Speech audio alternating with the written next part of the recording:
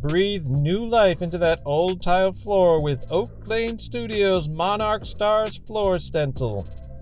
First, sand your tiles with an electric sander to create a suitable surface for painting. Then, clean your tiles thoroughly with a cleaning solution.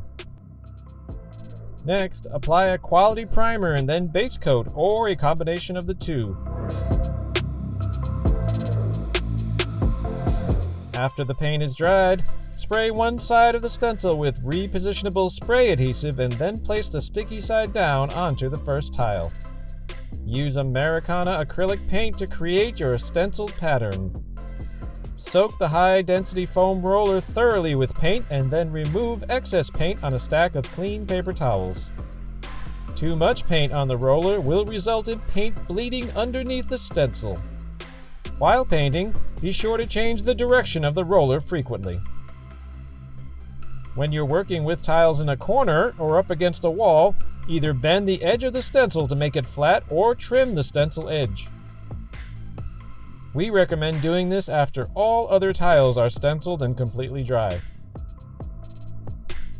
When finished, simply lift the stencil and move it to the next tile.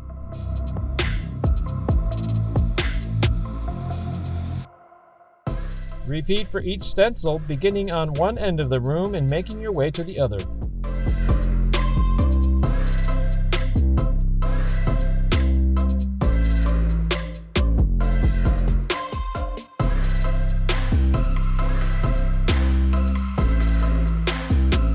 To fix any stenciling mistakes such as bleeding, apply some of the base coat paint using a thin artist brush.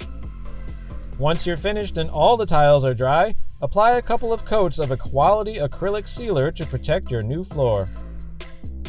Your new Monarch Stars tile floor will add beauty to your home for years to come. For more information, visit oaklanestudio.com today.